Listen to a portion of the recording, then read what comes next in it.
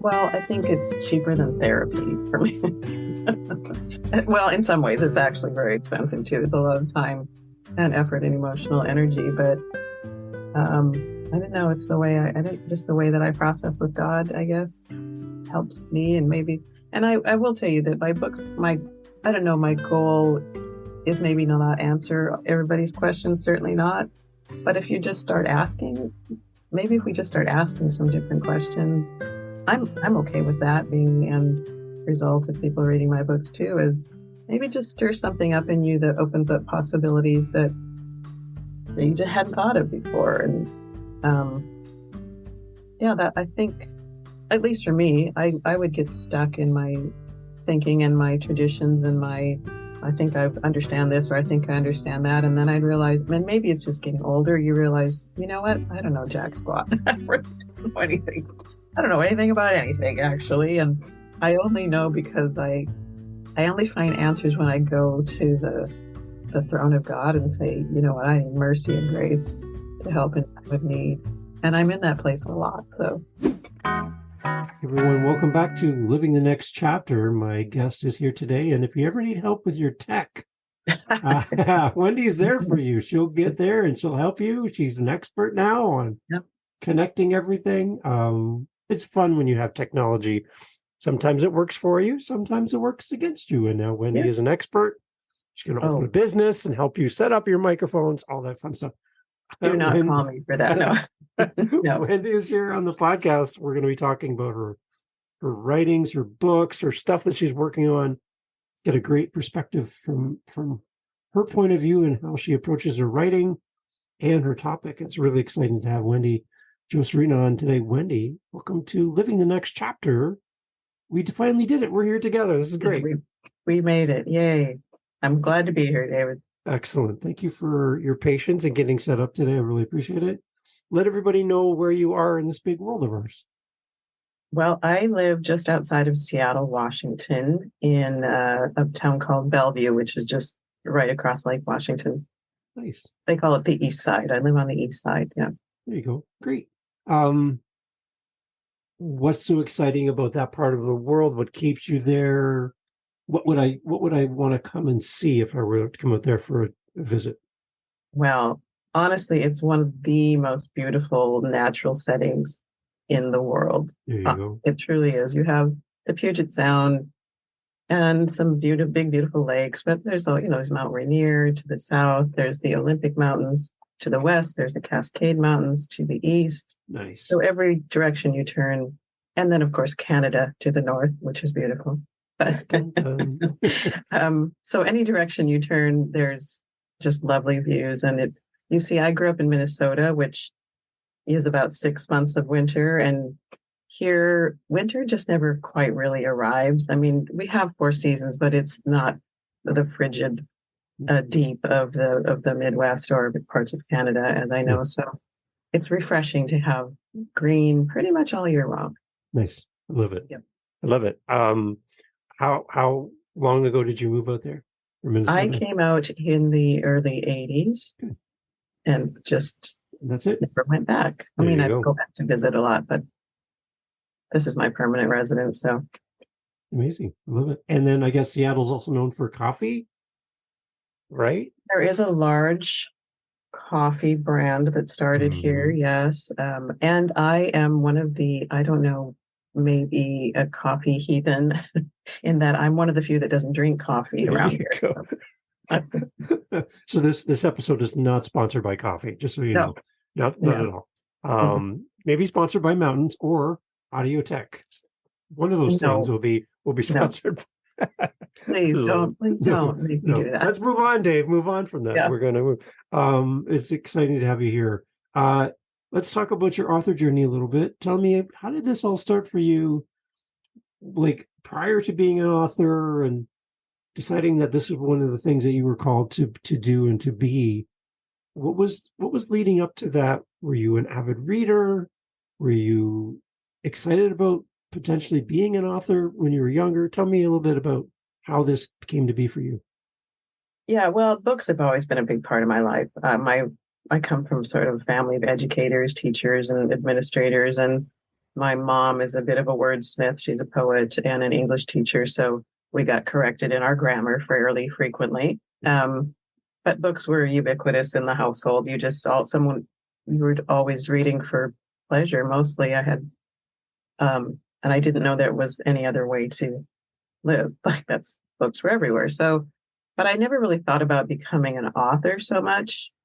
I just enjoyed reading.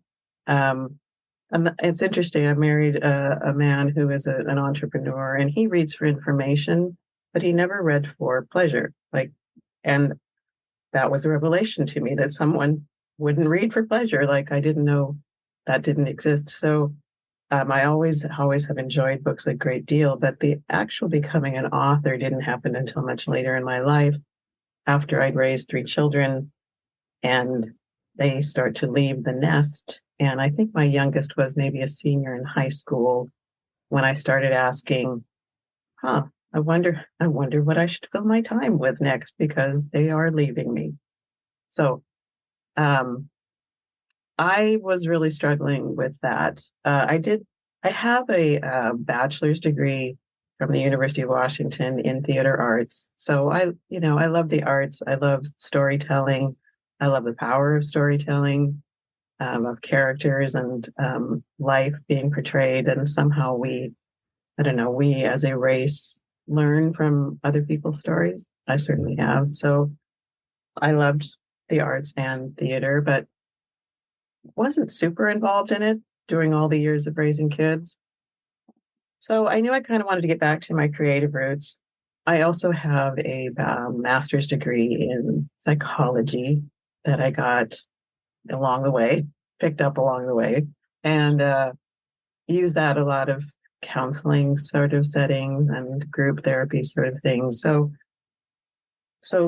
being a lover of story and also being exposed to a lot of the brokenness of humanity and how our stories get interrupted by trauma and abuse and those kinds of things. And so putting people back together is also a passion of mine, I guess, to see people restored and made whole. So I said to the Lord, as I was pondering what to do next, that I really wanted to get back to the creative part of me, but I also wanted to do creative things that were restorative and redemptive, that help people get back to their sense of wholeness. So that was it. That was my stated desire. Okay. Mm-hmm. And then one day, out of the blue, I heard very clearly in a voice that was not my own, strange as that may sound, mm-hmm. I heard, there is a baby catcher gate in heaven, which is a very odd statement. Not something that would normally just come to mind in everyday life. No.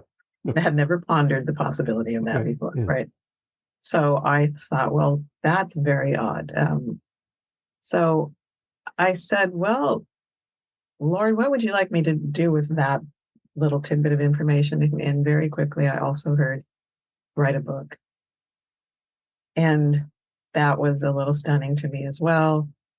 But I thought, well, I don't know, maybe I can. I never really thought of doing it, but I guess if the creator of all things is who I'm assuming I'm hearing it from, is telling me you can write a book, then perhaps I can do that. So then it was just a journey of actually sitting down and beginning to write a story that had to do with the baby catcher gate in heaven, which I knew nothing about. So wow. It was a bit of an adventure. So what did the term mean to you initially, baby catcher gate? Like, what did you have a picture in your mind? No, what nothing. That meant? It meant absolutely nothing to me. So I actually went on Google. I'm like, what is a baby catcher? And I didn't know that midwives, OBGYNs, those who are in the business of delivering babies, that's the vernacular. They call themselves baby catchers. So, well, that's interesting. That's a little helpful. And then as far as the gate in heaven, the only thing I knew biblically is that I think it's in Revelation where John describes the new heaven and the new earth, and that there are 12 gates around the city of the heavenly Jerusalem. And so I know biblically that there's a precedence for gates in heaven, Mm-hmm. but I never thought of them as being sort of specifically geared towards one thing, like they have specific purposes. Never thought of that before, but I thought, well, I guess maybe they do have like we do have, gates in our lives and in our world that are designed for different things and different purposes. So, well, perhaps this is a very specific gate in heaven designed for babies. Yeah, when I think of gates, I think of like a big mansion, and you drive up and there's a little thing, you push a button and they come over the speaker and like, who are you? And you have to tell them who you are. And then if you're allowed to come in, the gates automatically open and there's a choir and all that happens. But they're either meant to keep people out or to keep things in, right? That's kind of the idea. Right. From your perspective, as you were writing the book, was it more around keeping something in or keeping something out? Did you have that kind of definitely thought? A place of receiving. Okay. A place of entering into Good. The heavenlies. So it became, I got a little glimpse, at least in my mind's eye, of what that might look like, a gate where infants are received who have passed away, and what a special, tender and celebratory place it is on the other side of, that we live, I think, with a very thin veil between here and the next realm. And so the book sort of surrounds what I like to call thin places where you get a glimpse between the heavenly and the earthly. I think sometimes those thin places are particularly around places of life and death. If you've been in a room where someone is taking their last breaths, it's a thin place. Yeah, you can sense sort of one realm of life opening to another realm of life. I don't know if you've experienced that, but it's a very thin place, a sacred place. And so I think in some of those places, if we're open to it, we can get a glimpse. Yeah, and I don't think any of us can really define it. I know when my father was in hospice care through his cancer end of life journey, there was times when I would come in his room and he would tell me about who came to visit him that day, and they had long passed, long ago. But he could recall conversations of them sitting beside his bed and the things they talked about. And it's like, I'd look at the nurses and they'd be like, nobody's been here today. Like, I don't know who, and you're like, well, it's the medicine, and you're like, well, what if there's something going on that we in our educated minds dismiss? Maybe there is something happening in that moment that brings comfort and peace to someone in that stage of life. And then going back to the more about your book, I just think of parents, and I've actually talked to a parent just recently on the podcast who lost their child very young, basically just after birth, and the emotions of a parent to go through all of that. And then it opens the door of, well, what's next then? Like, why did we have this life for such a short time? What is the meaning of life? So I think that's kind of what I feel when I heard you talk about your book and that statement, just how that can turn into a book, right? And the fact that you weren't like planning this out for years, and you had an idea and you kind of came up with a title and you worked your way through it, and it just sort of fell on you. And it felt like almost like a download kind of feeling, I guess. Yeah, it's someone was asking me recently, what does the process feel like when I'm writing? Like, do you see this all before you write? Do you visit these? I'm like, no, you know what? It's sort of a terrifying experience. And in that I sort of equate it to when you get to the edge of a cliff and you hear a voice that says, take a step. You think, well, that's not wise. No, thank you. Yeah. But when he says, no, I'll meet you there, then you take a step and suddenly there's like something solid underneath your feet and you just begin to walk on air, as it were. And it's a faith journey of saying, okay, I'm going to believe that when I put my pen to paper, something is going to flow out of my belly, as it were. But it's in a sacred sort of place where I meet with the divine and with the creator, and we co-create something together. So for me, writing a book, I have to continue to write because I don't know what's going to happen. If I want to find out what's going to happen, I need to continue to write. And so when I write, I don't write for 8 hours or 10 hours at a time. I get like maybe 2, max 3 hours at a time where ideas and story come to me. And then it just, like, I'm done. I got nothing else. And so I got to end for the day. And then I come back to the cliff the next day and go, okay, I hope there's something there next time I step off. And there is. And so it becomes a little less terrifying. But at the same time, it's a lot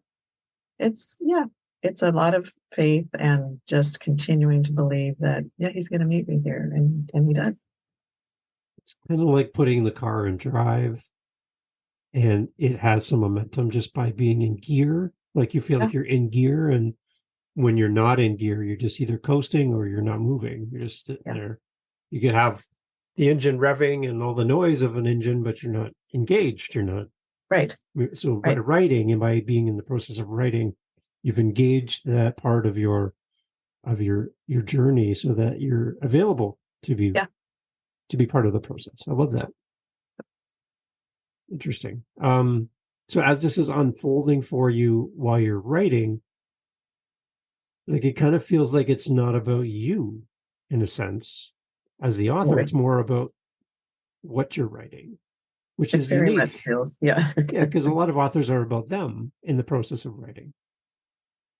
Well, honestly, you only write from who you are to a great degree. So I think if the Lord had given that prompt, there's a baby catcher gate in heaven to you, for example, that maybe a very different story would have emerged. So I feel like for me, yes, it is about me and it's not about me, but I only can write from who I am. And so for me, the stuff that flows out is the stuff that I have filled my life with. And it's not autobiographical necessarily, although my last book maybe has a few more autobiographical elements in it than the others. But it just comes, like, for example, the Baby Catcher Gate. We had been through a season a few years previously where we'd lost a niece of ours who was 18 years old and killed in a car accident. Wow. And she was very close to us and our children. And so it was a really stunning, gut-wrenching loss. And as I walked through that, I had never experienced grief like that before, where it's just here and gone and in one day, with so much life and potential within a person that's just gone all of a sudden. And so walking through that level of grief, I said to the Lord, okay, here's the deal. I believe in heaven, and I've always believed in heaven, but I need to now know about heaven. Like, I need something more to hang my hat on to find comfort than the level of understanding that I've had previously. So at least very much for that first year of walking through that loss, I really sat in that place of saying, show me more about heaven. And I didn't do it so I could write a book about it, certainly. I did it because I needed it. Right. And probably, I think it was about 7 years later is when he gave me the prompt of, to write a book about the Baby Catcher Gate. And as I wrote it, a lot of the things I learned in that journey of walking through the valley of the shadow of death, they started to emerge in the story. Like, I've actually, I don't know, visited these places, but I've sat in these places because I needed the comfort of them. And they became familiar to me. And so then I was able to write about things that I'm not sure I would have been able to write about had I not walked through through the grief of it all. So instantaneous grief is something no one can prepare for, I don't think. Right? It's not like You just go about your day, everything's normal, and then something happens. And it's like you said, gut wrenching. It's something that just puts you off, and nothing else matters in that moment. And I find it hard to find comfort in that moment because no one knows what to do. No, there is no comfort in the moment that I know of. Yeah. Yeah, we just recently lost my son's best friend was killed in a motorcycle accident just a few months ago, 32 years old. And all those same feelings of, I have nowhere to put this. Like it's like everything within you short circuits, and you're just completely put on pause for a while, and the rug is pulled out from under your feet. And like you say, nothing else in life matters, except trying to sort through this stunning, gut-wrenching loss. And so it is a very difficult thing. But you know what it does? It forces you to think about things that you don't think about in everyday life. Like you have to go there because you got to find your way out of this sort of deep, dark hole. Yeah. And so you have to cling to things like, what do I really believe? And do I grieve like those who have no hope, or do I grieve like one who has hope? And where does hope lie? And how do I find it? And how do I give it? I do remember in losing my niece, my kids were all high school age and younger at the time. And I thought, I have nothing to give them. Like, I am so completely in shock. Yeah. I don't even know I don't know what to say. I don't mean to wrap your arms around him, but there's like, I got no explanation for that. I got nothing. Yeah. And that was hard too, to think, okay, I'm supposed to be a comforter, and I got no comfort my own. So it's humbling. Yeah. And it's hard. Yeah. Yeah. So as you're writing your book and not knowing the end of the book while you're writing, how did you know when you got to the conclusion that right? That's a good question. I think there's just a resolution that there's a satisfaction that, okay, at least this chunk of this story is complete. Although I will say, when I handed off the first draft to an editor for the first time, which is another terrifying thing to do. Yeah. She was very wise in her counsel to me, realizing that I was a first-time author and had not a clue what I was doing. She came back and said, what you've written is good, and gave me all kinds of notes about it. But then she said, I think you might want to think about bringing in another point of view. Like, everything was written from a 12-year-old girl's point of view. Okay. And she said, I think sometimes we just need sort of a break from that, or another perspective. And she said, I don't know what it is. I can't tell you what it is. But I think if you ponder it, don't push it. But if it begins to flow, you'll know immediately that, oh, this is the point of view that we need. So at first I was a little put off and offended, frankly. Why would you think I needed that? But as I thought about it, I thought, well, maybe, but what would that other point of view be? I don't know. And then one day, as I was reading through it and doing the edits, I thought, what if there was a point of view that, instead of coming, like, this girl is on the planet in the earthly realm, but she gets to visit the other realm, a heavenly realm. What if there's a point of view that comes from the heavenly realm that gets to visit the earthly realm? What would that look like? What if there's an interaction of that?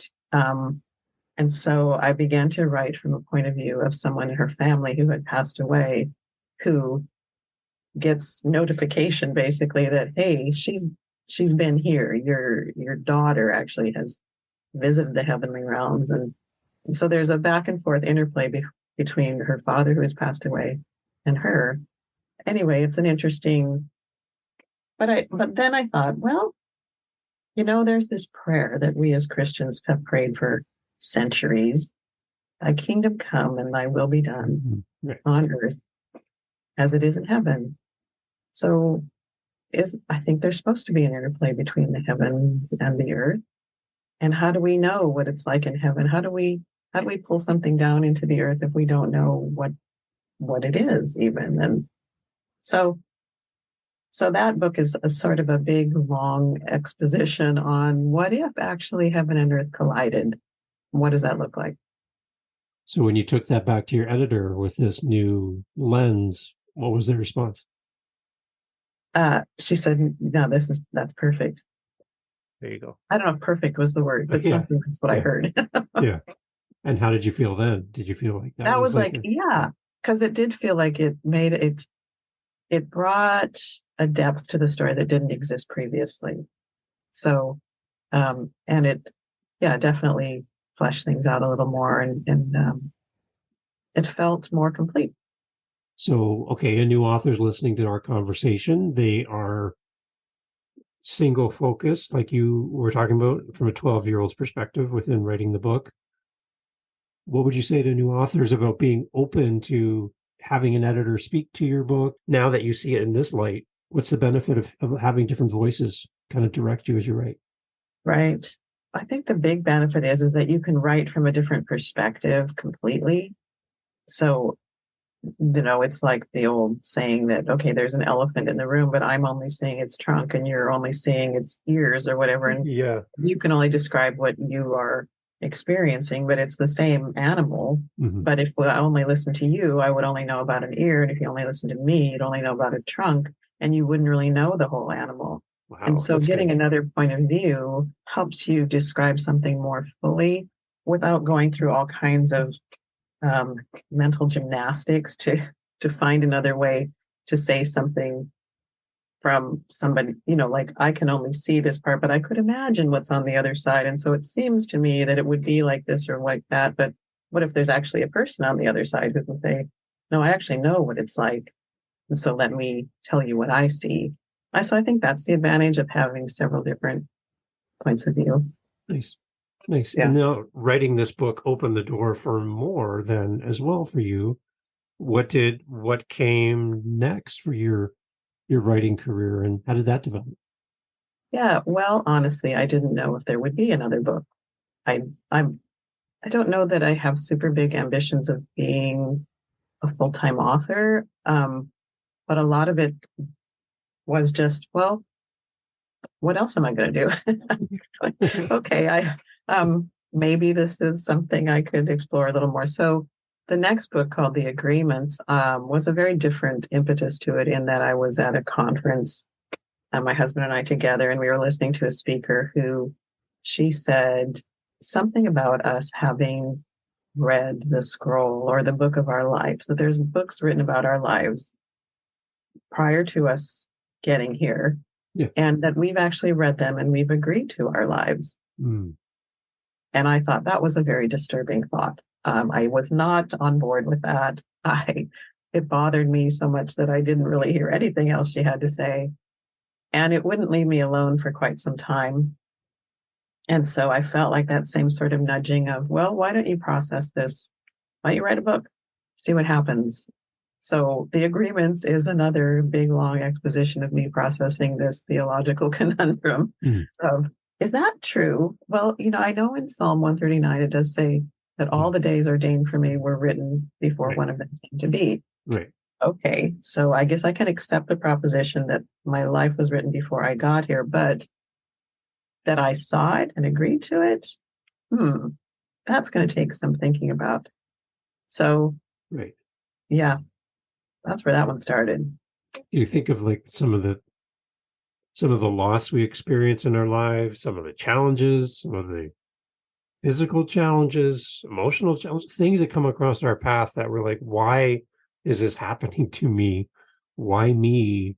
But the thought that we would actually agree to this ahead of time, that we would walk this path and experience the things that are going to come to us, and we signed off on this, seems absurd in a way that I would agree to having like a terminal disease or losing somebody special to me or whatever struggle is in our life, that we would agree to that. That just seems, that's an interesting concept to think that that's what we've agreed to. I love it. Right. And the only thing that really started to settle me, I don't know that I'm still completely settled in it, honestly, but the thing that began to settle it in me was in in the Bible, it says that Jesus agreed to the cross for the joy that was set before him. And it also says that he was crucified before the foundations of the earth. Makes no sense to me. But what it does tickle in my intellect is to say, okay, he agreed to something prior to getting here. He knew it was coming. He came anyway because he had seen the end from the beginning. He had actually seen what was on the other side of the cross. And on the other side of the cross was freedom and redemption and resurrection and life and all the things that were gained through his death, burial, and resurrection. Right. So he said, you know what? I'll do it. I'll do it because I know what's on the other side of it. So then the next logical thinking for me was, okay, so what if we're more like him than we know? We are made in his image, true. That's what he says. And so what if our image is also, what if our souls have a capacity to say, okay, I can see the end from the beginning. I can see the loss. I can see the pain. I can see the challenges. But I can also, if I can see the end and know me going through that will result in this other thing that will be good and redemptive and restorative and breakthrough for somebody else. Yeah. Then you know what? I'll do it. I don't know. Like I'm saying, David, I'm not completely settled on it. Like, okay, so then did somebody actually agree to be Judas then? Like, because we needed a Judas. Yeah. We needed a Judas or there wouldn't have been a cross. So somebody had to agree to betray him. Who does that? And who says, all right, pick me. Yeah. I'll sign up to be the betrayer. I don't know. But also then it opens up a whole nother line of thinking of like, well, maybe on the other side of that, there's something deeper and more profound than what I've given myself permission to think about. So I don't know. I love that you wrestle with that even to this day, because again, yeah, there's people who lead a path that destroys others. And how does that work? I don't understand why that person's here and why their life had to be because of all the people that were hurt in the process. I don't understand why there's room for them, but there's a give and take of evil and good and finding our place in this world. That's an interesting concept.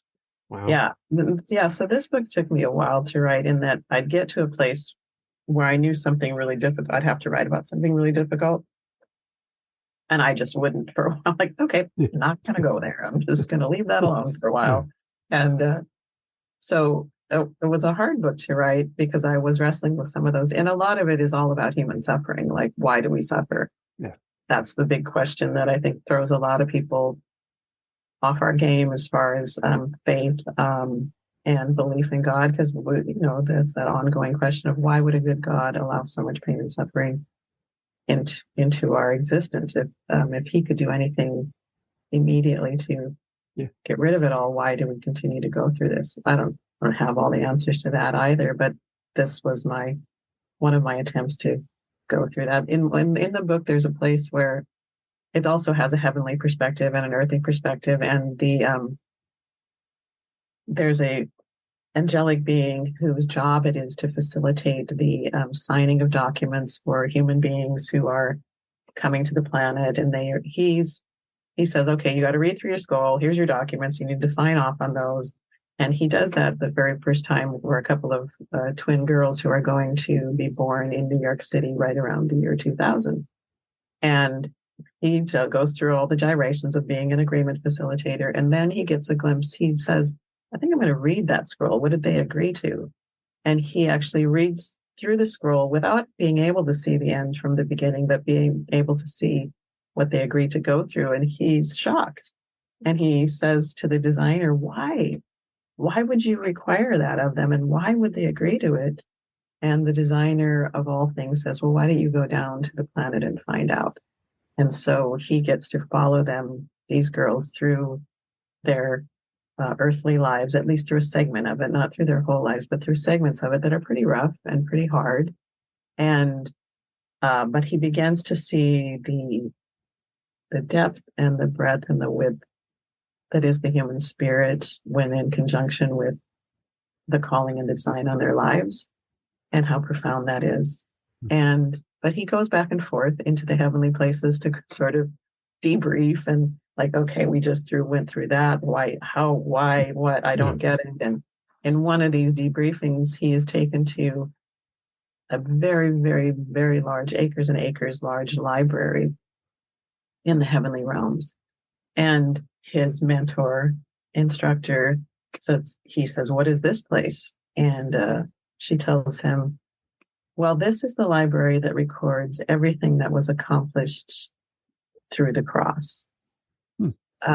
So every argument, every pain, every disease, every suffering, every harsh word, every sin that humanity has ever committed, and every sorrow that's ever been experienced is all written in these books of all the individual lives of billions of people, and what was taken on the cross that Jesus took on the cross and for our sake, died and as the sacrificial lamb. So he's looking at this thinking, well, and he asked the question, well, then if he took it all, why do they continue to suffer?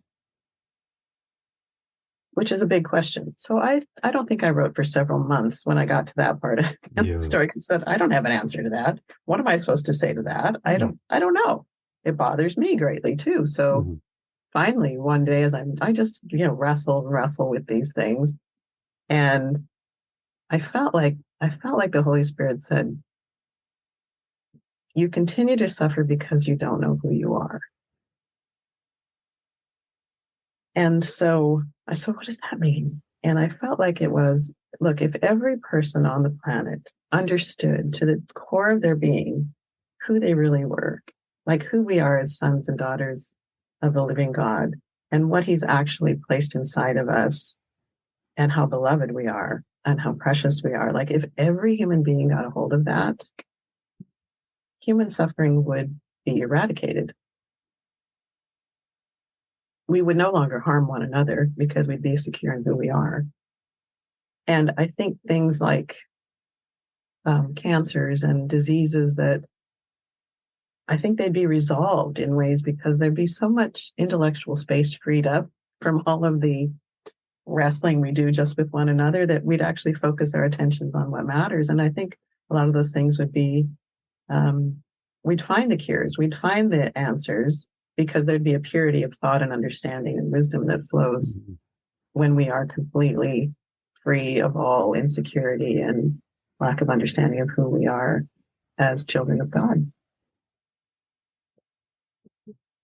Are you a professional wrestler? Because you're wrestling with these things that are like, this is, again, between these first two ones that we've talked about, these first two books, like you're dealing with some pretty heady topics that are deep, and this is not a surface conversation here that we're having. This is like some pretty deep things that people would debate for years and years and years.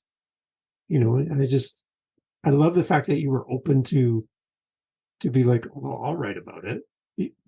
I don't know what the end is, but I'll write about it. I love that you're open to do that. Well, I think it's cheaper than therapy for me. Well, in some ways, it's actually very expensive too. It's a lot of time and effort and emotional energy. But I don't know. It's the way just the way that I process with God, I guess, helps me. And I will tell you that my books, my goal is maybe not answer everybody's questions, certainly not. But if you just start asking, maybe if we just start asking some different questions, I'm okay with that being the end result of people reading my books too, is maybe just stir something up in you that opens up possibilities that you just hadn't thought of before. And that I think, at least for me, I would get stuck in my thinking and my traditions and I think I understand this, or I think I understand that. And then I'd realize, and maybe it's just getting older, you realize, you know what? I don't know jack squat. I don't know anything.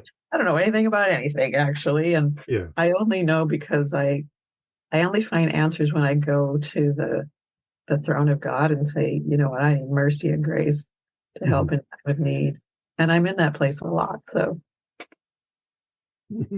I love the fact that you're not saying to us as an audience and readers that I'm Wendy, I know it all. Come sit with me. I'll explain the magics of the universe. No, you're just like, No. I don't even know what I'm writing. I have no idea what's going to happen next. Like, I don't even want to write this next part of this book. I got to take a break. Like that's refreshing to hear that, because when we look at a finished book on the shelf, we're thinking, oh, this person has it all together. They knew the end before the beginning as they started writing the book, and they're wow, wow, wow. Right. But the truth of just, this is how I wrote it. This is how it kind of unfolded for me. You're on the same journey as an author that we're on as a reader. Yes. Right? We're discovering it as we read. You're discovering it as you write. Yeah. It's a unique thing, I think, that we really need to highlight as an author. You don't have to have everything all figured out. You can kind of work it and develop it as it goes. Yeah. And that's actually the joy of writing for me is, I kind of envy people who have the whole plot line figured out and have outlines and all that. I'm like, wow, that sounds really organized and a lot more comfortable than the way I write. But I also know that some of my favorite authors, when I read their writing process, they say, look, if your writing doesn't surprise you, it's not going to surprise anybody else either. Like, you need to allow your writing to write itself in some ways, because otherwise your stuff becomes so predictable that it's going to bore your audience. It was certainly going to bore you in the process. And so I'm not bored when I write. That's for sure. I'm sort of on a edge of a cliff all the time. So it's not boring, terrifying, but not boring. So yeah, it's not about being a know-it-all in any way, shape, or form. It's me actually processing the hard things in life. And hopefully with a little bit of joy and delight thrown in the middle of it too, Yeah. So my books they're not heavy. In fact, the first one, I've had so many people say, this is so winsome. And they kept using this word winsome. Like, do people even still use that word? It's kind of old fashioned, but when I go back and read, I'm like, no, there's a winsomeness to this story which means it's just sort of captivating in a way it is not sophisticated or complicated. It just sort of speaks to the child in us that needs someone to comfort them. Yeah, it's not like that sign when you go to the amusement park and you have to be this tall to ride this ride. That's not how your book is. You don't have to meet a certain requirement to enjoy this book. That's nice. I like that.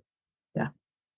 Amazing. So that's book 2. We did talk about, you have more going on as well? Well, I just finished book number 3 a few months ago, Soul Wagon. And of course, another journey that's actually just me processing my life. But the protagonist of this story is about 65 years old, a woman who has raised her children, and it's set like right towards the end of the pandemic. It's 2022. We're kind of coming out of the end of this, but nobody really knows. All of that angst that we've been through and the world turning upside down. And the whole thought process behind Soul Wagon is about the generations, and maybe just my age, but you start to realize, generations are very precious. And I think that we are way more connected. Like you just had a new grandbaby. That's right. Born into the world. And it opens up whole new possibilities and understanding of what the impact of my life and what am I leaving and legacy, and how do I impart that to another generation who is brand new on the planet, who knows nothing. And so I asking all those questions of myself, wrestling with that. As my dad just passed away a few months ago. I started writing long before he passed away, but that's coming. That, okay, the older generation is actually leaving, and I'm going to be the oldest generation. Right, yeah. And that's a little shocking to the system. Mm-hmm. But I was pondering, there's the Carrie Job song, I think Elevation Church, called The Blessing. The Lord bless you and keep you, make his face shine upon you. It's all scriptural stuff, but it's a very powerful blessing song over the generations. And I would just sit in that for long periods of time. And the Lord would say, I want you to imagine previous generations who are no longer on the planet, who are in the heavenly realm. I want you to imagine them singing this over you, which is a very powerful thing to do. So for me, I have the privilege of imagining people that I knew, parents and grandparents who I knew to be people of faith and who I knew would bless me, I knew who loved me. But then some days he would say, I don't want you to think about those people at all. I want you to think about the Queen Esthers or the Mary Magdalens or the people that you've been grafted into their line of inheritance through Christ. He says, we've been grafted into that tree. So they actually are our genealogy in a spiritual sense. I want you to think about King David singing over you, or, some of these heroes of the Bible that are ours, that are our family in Christ. And so it would wreck me, I would just, when you think about how, like you don't even know, this brand new baby comes to the planet, has done nothing for you, has given you nothing. And yet I can imagine the love that you have for this child and the blessing that you want to impart to her just flow from the very core of your being, right? As a grandfather. Well, I think that's the heart of God towards us. And I think it's the heart of generations who passed before us who are looking at us. It says in the Bible that we have a great cloud of witnesses that are surrounding us. And if they're witnessing, then what are they doing? Are they just watching and, eating popcorn, or are they actually like cheering us on?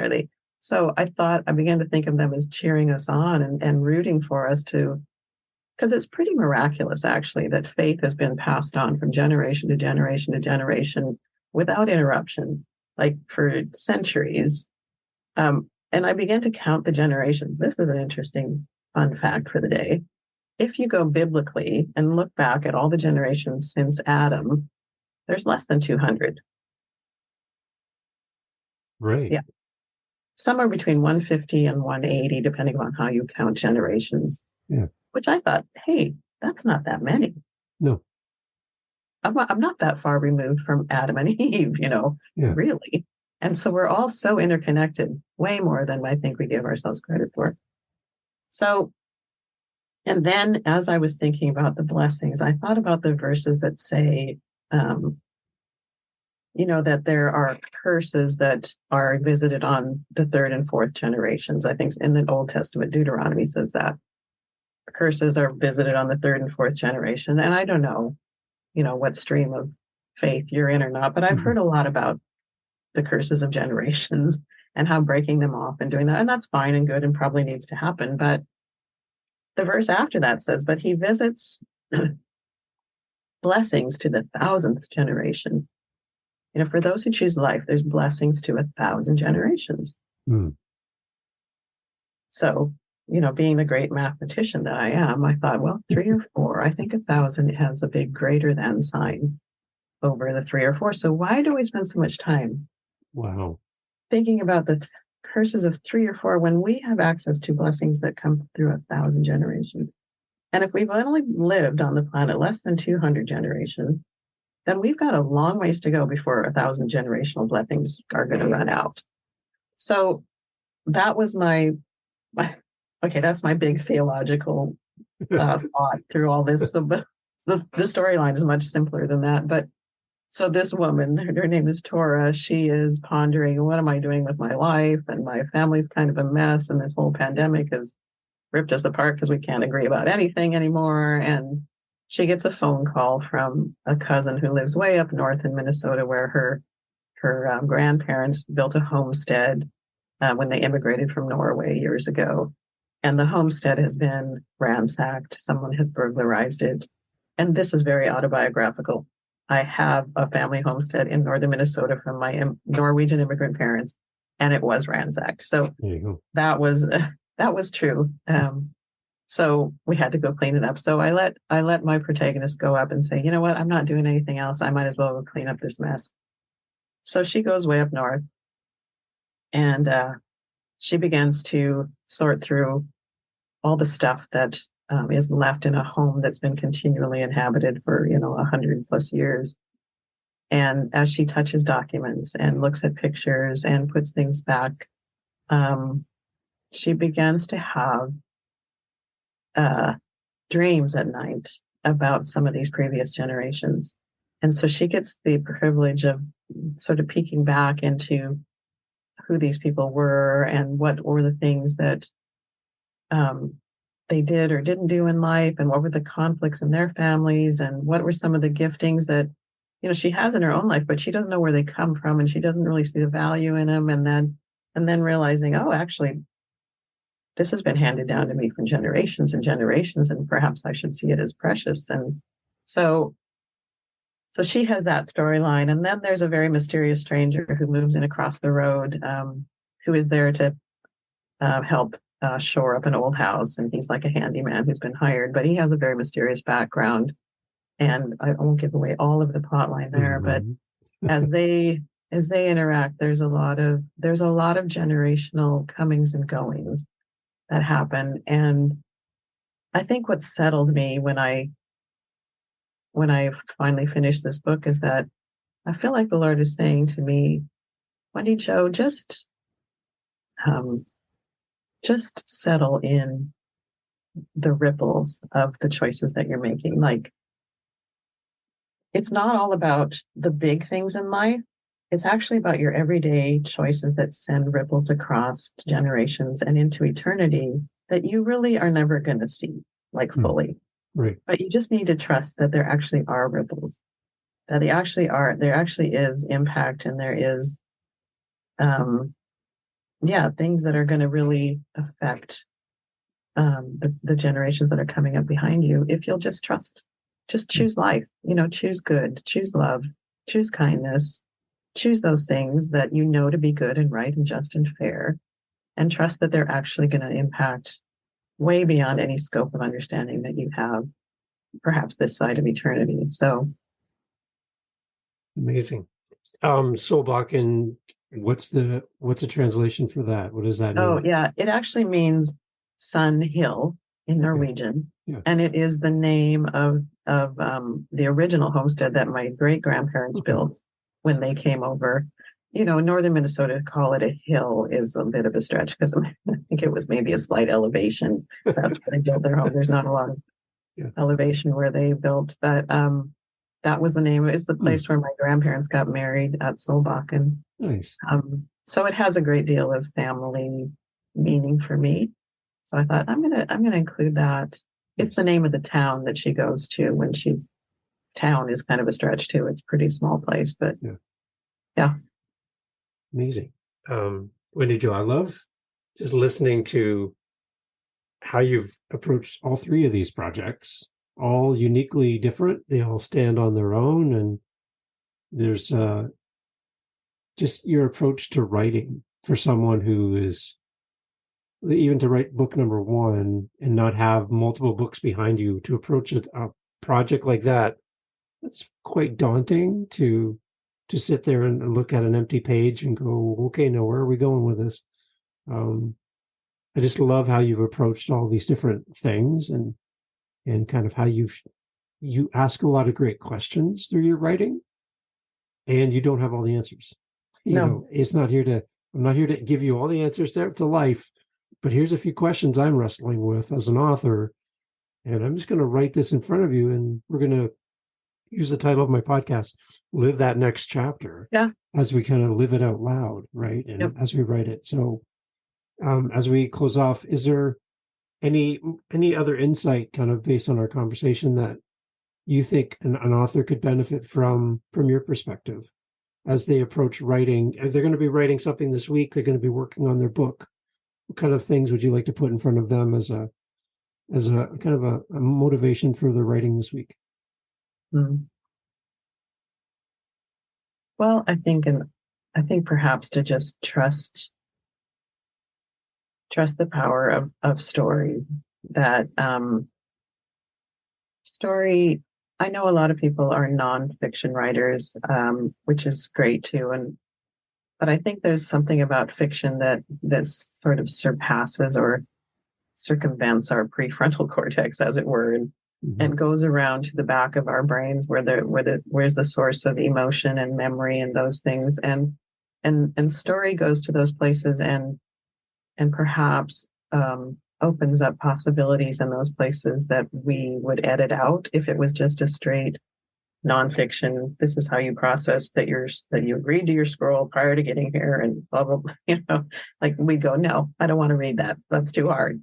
But a story allows us to go places that we might not choose to go in just a straight intellectual capacity. So to just trust that whatever it is, that the story that you've been given, to just let it go and let it be the voice that is you. It doesn't need to be anybody else except you, because you're the one it's been given to you to write. So trust that you're the perfect vessel through which it should flow. Nice.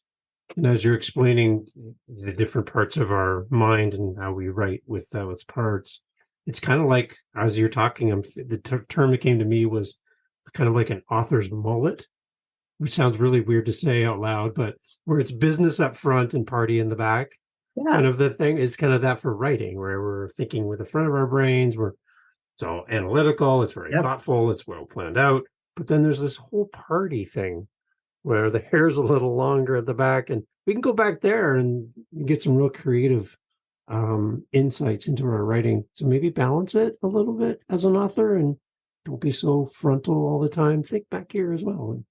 And I would even say, I've run into quite a few authors who are writing memoirs out of their old, out of their story, out of their lives, which I get and is good. And I think it's not a bad thing to do at all. But I also think you have to be so careful when you're writing memoirs, because you're dealing with liability issues actually, and slander and those kinds of things. And you have to be careful of how you portray the actual real life people in your life who perhaps have perpetuated trauma and abuse on you. And so I was reading up on an attorney who deals with this kind of stuff, and he had all of these disclaimers and things you should look out for and ways to handle it. But at the very bottom, the very last paragraph was said, honestly, if you really want to write about this stuff in the way that it actually happened with great freedom, make it fiction, change the name, change the date, change the setting, and you can write whatever you want.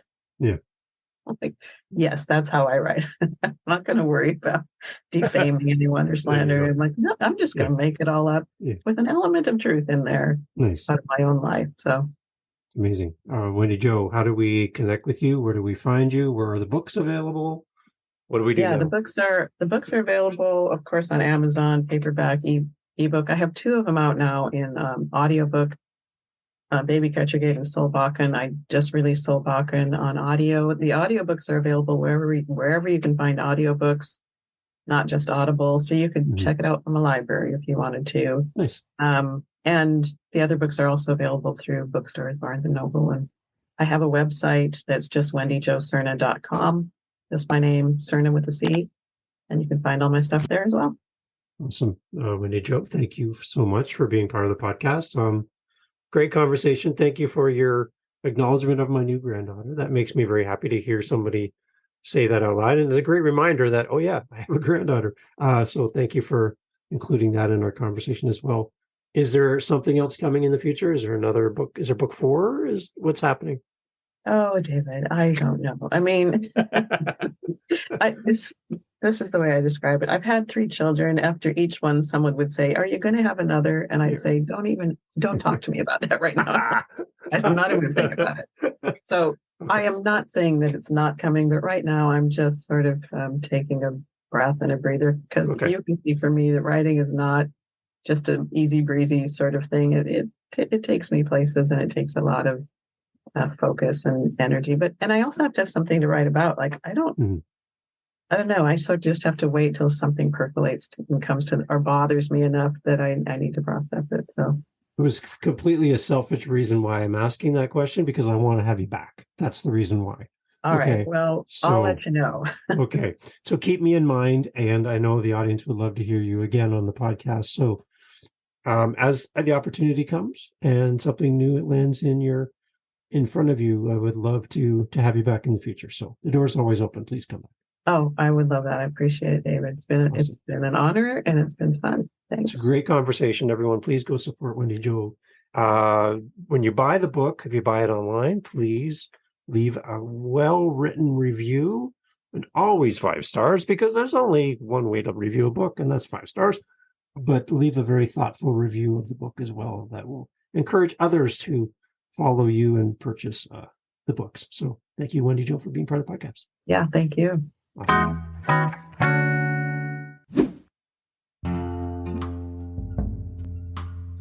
Really appreciate you being here and being part of our podcast community. LivingTheNextChapter.com is our website.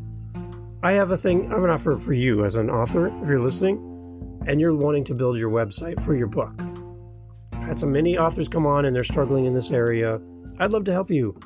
All of the websites that I built for my different podcasts, I have experience and I'd love to help you and get you up and running. I can help you with your domain purchase. I can help you with setting up your podcast, making it really simple. And if you love Canva, we can even set it up on Canva for you and you can do all your own maintenance. You don't need to hire anybody. We'll help you get set up. So if that interests you as an author and you want a website for your book, let me know. We can do this. I can help you. LivingTheNextChapter.com is the website for the podcast. You can find me there. I'd love to help you. Reach out. Let me know if I can be of assistance in any way. And thank you again for listening to Living the Next Chapter. Today is where your book begins. Thanks for listening. Thanks for listening.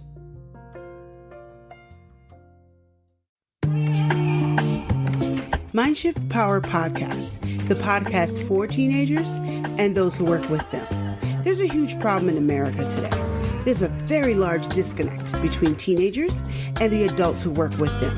I'm looking to bridge that gap with real, raw, honest conversation, not held back by the chains of political correctness. You cannot solve a problem you do not understand. Want to understand teenagers today? Listen to this podcast. This podcast is for teens in the U.S. and Canada. To learn more, go to fatimabay.com/podcast or just look for Mindshift Power Podcast on any listening platform. I look forward to you being a faithful listener.